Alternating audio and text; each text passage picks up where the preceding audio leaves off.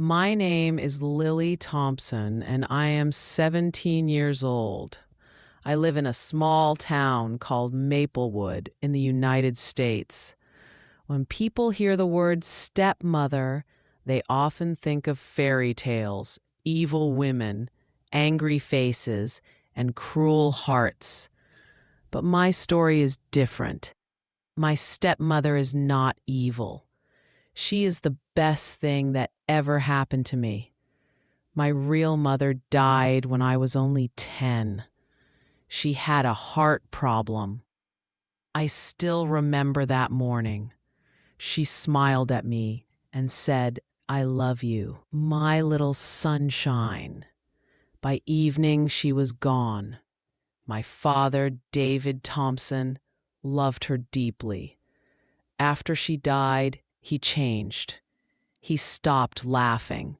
He worked too much and stayed quiet most of the time. Our home felt empty. No music, no smell of food, no warm hugs, just silence. I tried my best to make him happy. I cooked simple meals, cleaned the house, and studied hard. But no matter what I did, he still looked sad. One evening, when I was 12, I heard him talking on the phone. His voice was softer than usual. He said, "It's nice talking to you, Anna." That was the first time I heard her name, Anna. After a few months, my father said, "Lily, there's someone I'd like you to meet."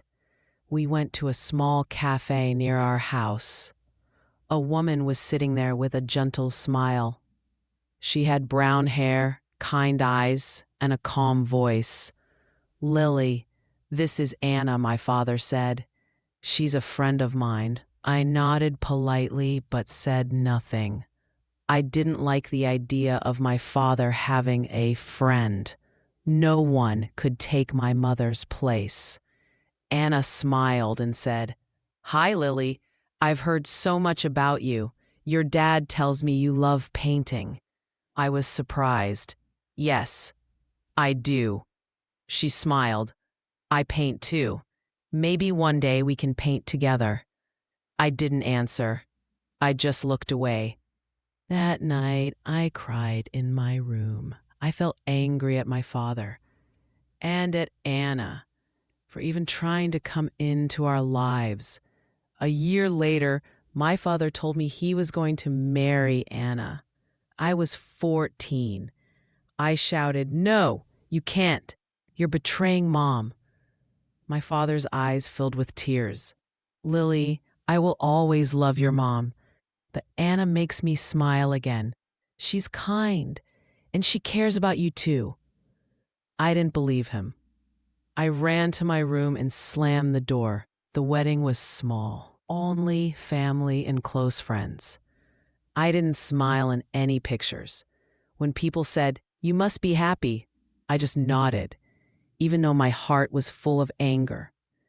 After the wedding, Anna moved into our house. She tried to make it feel like home again. She cooked breakfast, decorated the living room with flowers, and painted the walls a light yellow, my mother's favorite color. She even put a small photo of my mother on the shelf and said, "She'll always be a part of this family." That surprised me. I thought she would try to erase Mom's memory, but she didn't. Still, I stayed distant. I avoided her, answered only when necessary, and spent most of my time in my room.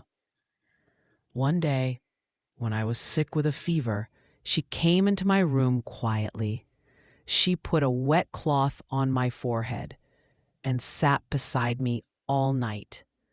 When I woke up, she was asleep on the chair. Holding my hand, something in my heart softened that day. Slowly, things began to change. She helped me with my schoolwork and taught me how to bake cookies. When I made mistakes, she never shouted.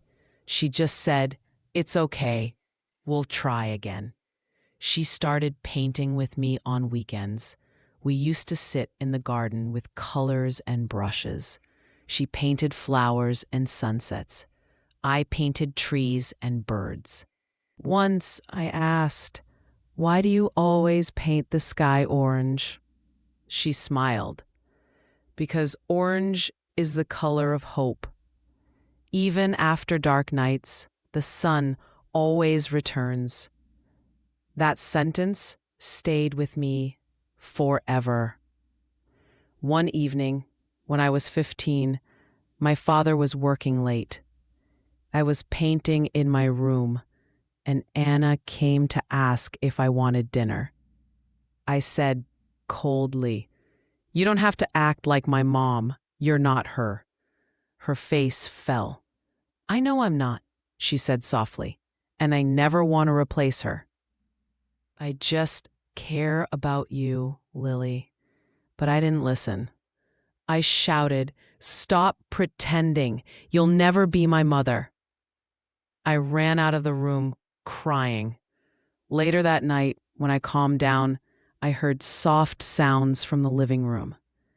Anna was sitting there alone, crying quietly. I felt guilty. For the first time, I realized she also had feelings. The next morning, I left a small note on the table. "I'm sorry for what I said. Thank you for caring." When I came home from school, she smiled and hugged me gently. No words were needed. That was the day we truly became a family. 2 years later, everything changed again. My father started coughing a lot. We thought it was just a cold, but the doctor said it was lung cancer. I felt the world fall apart again. He was admitted to the hospital, and Anna stayed with him every single day. She never cried in front of him. She smiled, told jokes, and held his hand. But when she came home, I saw her cry silently in the kitchen. One night, I asked her, "How do you stay so strong?" She looked at me with tired eyes and said, "Because he needs me to be, and so do you." I realized then how strong she truly was. She loved my father deeply, maybe even more than I did. My father's condition got worse. The doctor said he didn't have much time left. On his last day, he asked both of us to sit beside him. He held our hands and said, "Promise me you'll take care of each other. Lily, Anna loves you like her own. And Anna, Lily is your daughter now." We both nodded, tears falling down our faces. A few hours later, he passed away peacefully.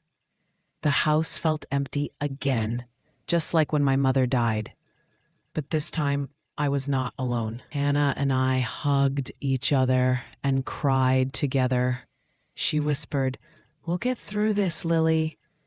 Together, we started taking small steps.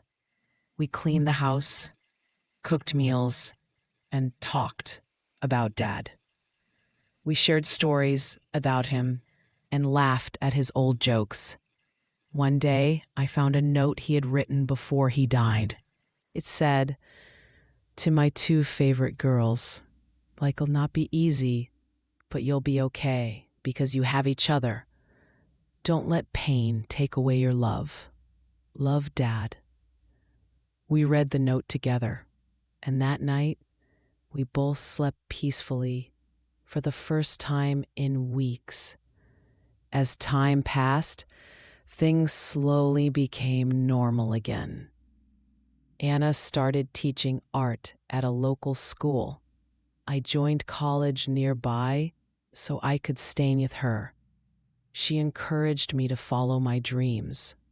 When I told her I wanted to be a painter, she said, "Then paint the world, Lily. Show everyone how beautiful your heart is."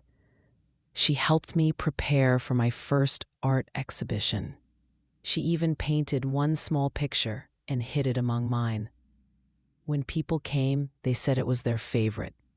She smiled and said, "I'm proud of you. my girl. And that's when I realized she had never once called me her stepdaughter, always her girl. Now I'm 23. I live in New York City and work as an artist. My paintings are in small galleries and coffee shops. People say my art feels warm and hopeful.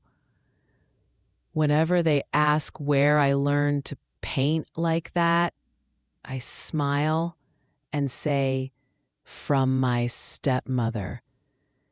Anna still lives in Maplewood. I visit her every weekend. We cook, paint, and talk for hours. Every Mother's Day, I bring her flowers, sunflowers, her favorite. Last year, when I gave her the bouquet, she said with tears in her eyes, "You make me feel like the luckiest mother in the world." And I said, "That's because you are, Mom." It was the first time I called her Mom. She hugged me tightly, and we both cried, happy tears. People think stepmothers can't love the same way real mothers do, but love is not about blood. It's about the heart.